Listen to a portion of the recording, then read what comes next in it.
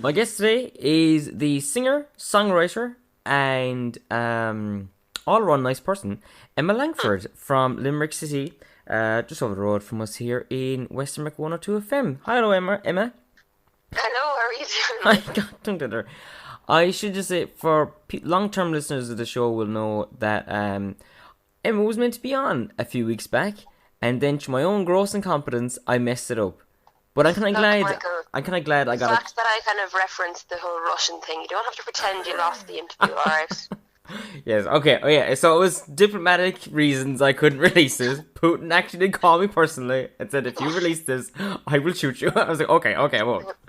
And now the fact that I've just mentioned it, I could have just cut it out, but I don't know. But, Yeah, look, I promise I won't mention the Russians this time. okay. Um, what was it? Oh yeah, so I'm kind of glad actually I got a chance to redo the interview because the last time we chatted, it was kind of like it was Friday afternoon after a long week's work, and I was like, I'm pretty tired, and it's 6 o'clock in the afternoon. I just want to go to sleep, and I was like, why did I schedule an interview for now?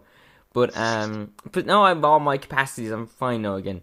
But so Emma, obviously you're a singer of some note. You've won awards. What was the thing? Did the Lord Mayor of Limerick give you some award or something like that?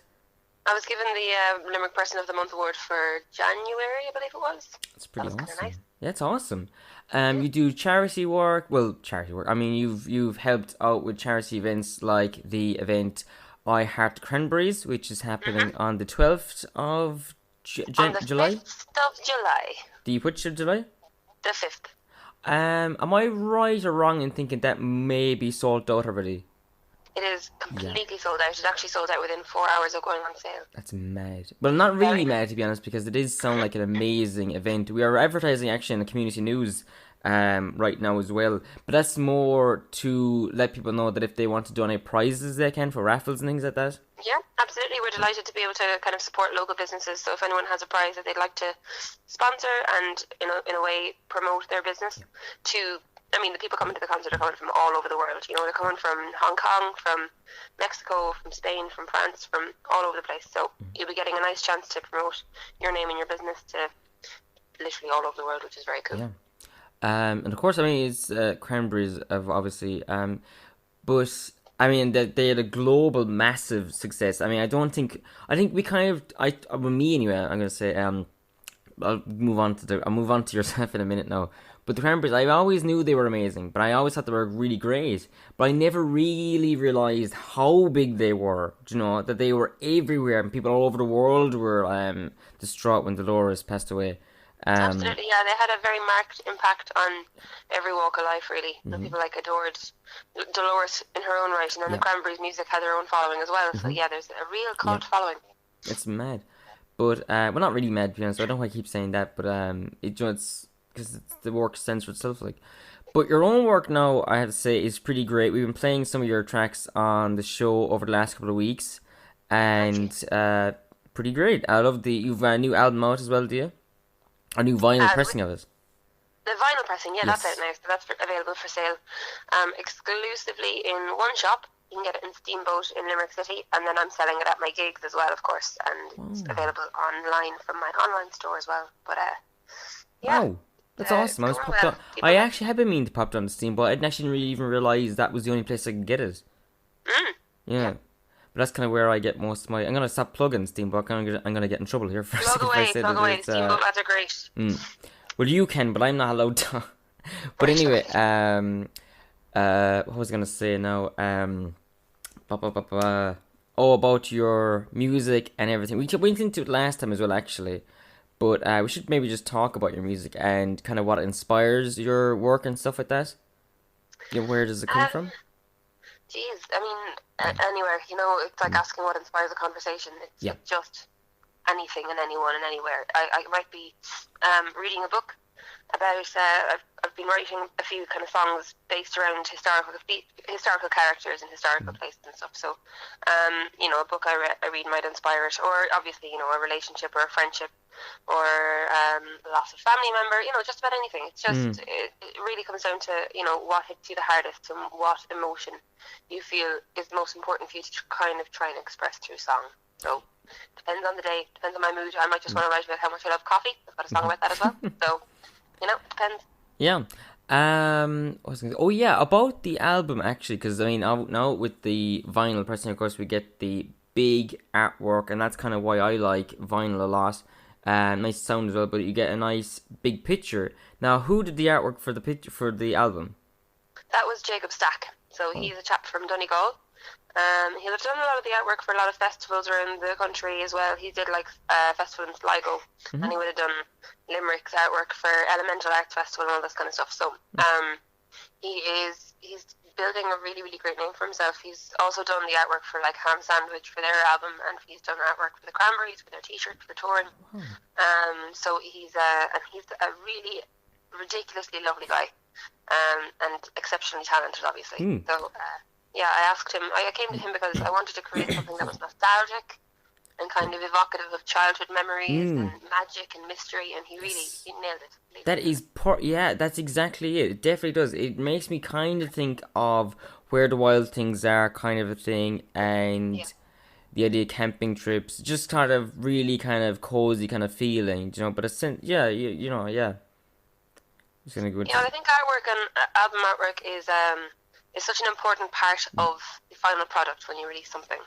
There's this whole move toward digital and toward Spotify, but you'll never you can't really hold an MP3 in your hand and kind of look at the artwork and kind of Mm. allow yourself to get lost in that tactile experience of actually holding an album in your hands and listening to the music and leafing through the lyric booklet and all that kind of stuff. It's all such a huge part of the experience of buying someone's music, I think. So I'm really glad that a few people encouraged me to kind of just release a digital track or Mm. just put it on a USB. And there's nice parts of that as well. There's a certain audience for that. But I Yeah. think putting out an actual CD in a CD case with all of It the lovely seems things that go fitting with to it. have it on vinyl. It seems it'd be weird if I didn't hear that you had an album out on physical thing. It doesn't feel like an album to have on. I mean, I bought it on iTunes, but I was like, well, I kind of want the real thing now. I don't really want Mm. the. It would feel weird. I need the artwork here somewhere in the house, like. Yeah. It'd be weird not to have it. I get But that. Yeah, I had family visiting yesterday, and my parents have basically got our entire house decorated with my album artwork. There's like the original sketches. Jacob gave me one of his original sketches for the artwork, and there's badges, and there's the vinyl, and there's the album, and then there's just random little allusions to my music and my artwork everywhere in the house. My cousins are like, "Geez, Emma, did you release an album by any chance?" um, what else was I gonna talk about? No, you had another gig. You had another thing you were talking about in the last interview. You were talking about I think the Limerick Brewery. Yeah. Has that come and gone? I think it might have No, that's gone. going to be on the 30th, so that's Oh, coming it's up now awesome. shortly. Perfect. And that's on in the Limerick City, the Treaty City Brewery. Treaty So City that's out Brewery. kind Okay. of Castle Troy direction of town. Okay. And capacity is limited enough, I think, and the tickets are selling pretty quickly Okay. because not only is it a great night to kind of sample the brewery's produce Mhm. and listen to some tunes, but also it's a native Down syndrome Limerick, so there's a great cause behind it as well. So yeah, tickets are kind of flying out the door. Yeah. They would like to get more of the community out to see the brewery itself, but of Yeah. course, when people know where your brewery is, people tend to visit the brewery a bit more often and expect freebies. So I would say that's a bit of a hazard. Yeah. But for the sake of the day that's in it, it's part of Indie Brewing Week, so the whole week is celebrating homegrown breweries and businesses that are producing locally.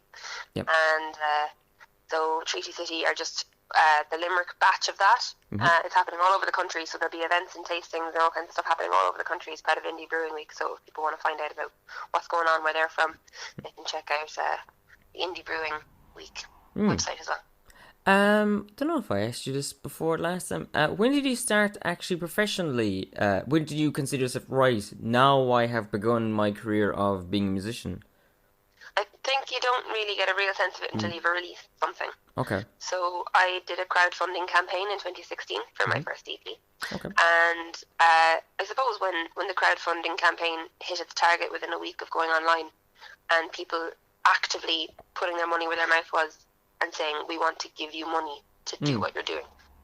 Same as any job, Yeah. you might be an intern somewhere and you don't really fully feel like you're working there, but as soon as you start actually earning money to do what you're doing is that moment of, oh wow, okay, I kind of have to do this now. Yeah. I can't just decide to be a doctor tomorrow. I have to, actually follow through on this. So that was, I suppose, yeah, mid 2016 was kind of when I sort of committed fully to this whole crazy fandango. Just gonna take a quick break there for a second. You're listening to Western Mc 102 FM. This is Michael Muto here at my interview with Emma Langford. Welcome back. This is Michael Muto here with my interview here with Emma Langford. Emma, the other thing I wanted to say to you was I can't actually believe how little is actually out of your work, because it seems so. I don't want to seem like it's like blowing smoke or anything like that, but it seems like so like this work that's gone out now feels like it's like the fifth or sixth album almost. You know, it feels like it's very refined. And you got your toned down kind of right. It doesn't feel like it's the first album at all. It actually feels like it's like a fully formed artist nearly. You know? Well, I guess it took me a while to be brought around to the idea of even. I mean, I've been playing music and writing music for a good few years. You know, I've been, I suppose, on the scene properly for 5 or 6 years. Okay. But in terms of releasing something that represented me, I think it took me kind of coming into myself as a musician and actually realizing who I was and what I wanted to say to the world. So releasing Quiet Giant, the album, I worked with the right people. You know, I didn't take any half measures. It cost me a load, and I'm still in debt, but it was worth it from the point of view of the album really says something about who I am as a musician and as a person.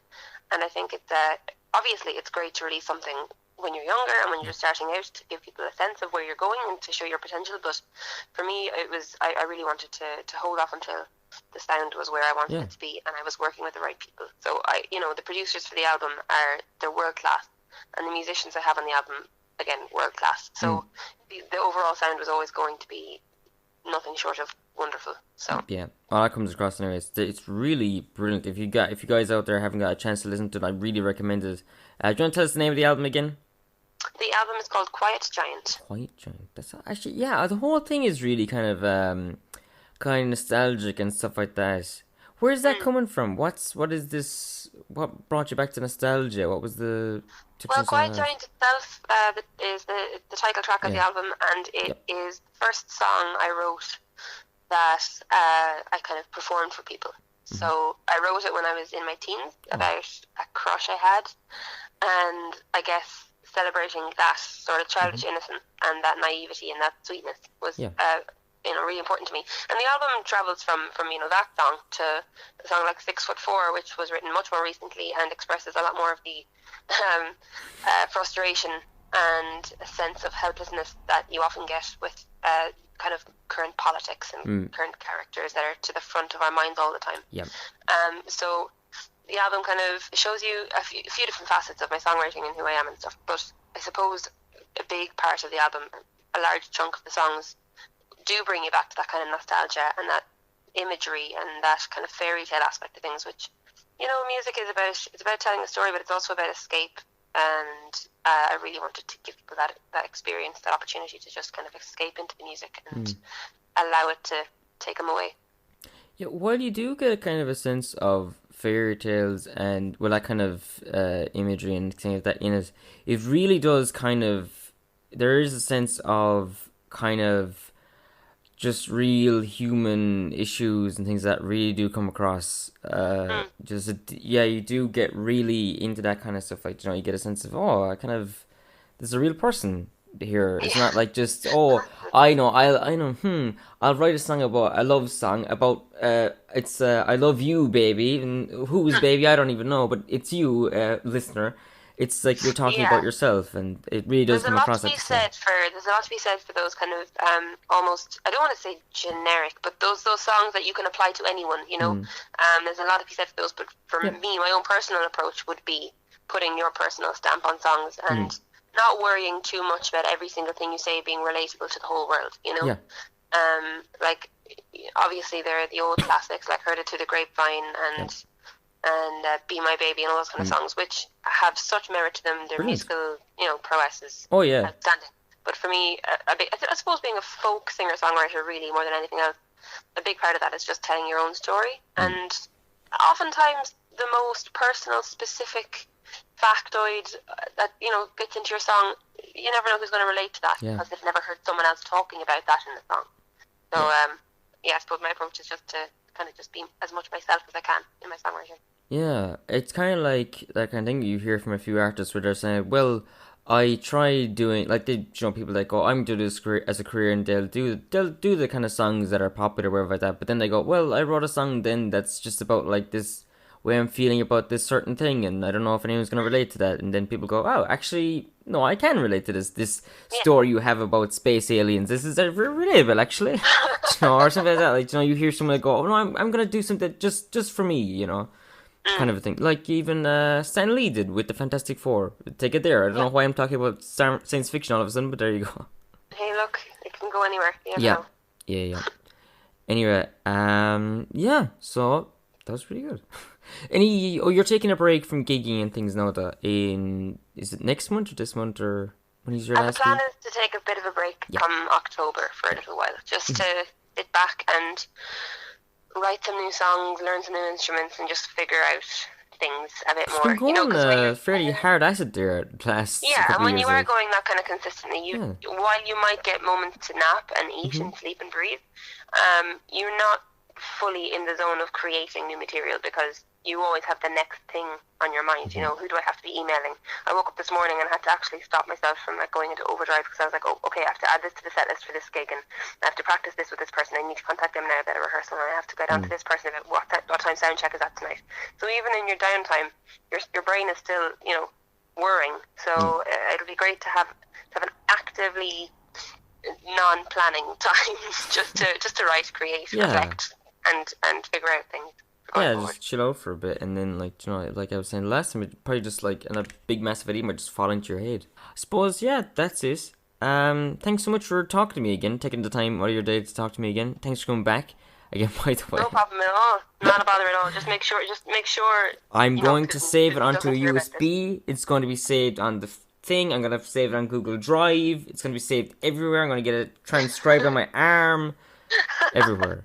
Emma, thanks so much for calling today, or let me call you, I should say. And taking time out of your Saturday to talk to us here, even though you're very busy. So thank you so much. We appreciate that. No No worries No at all. bother at all. Thanks for Thank having me. you.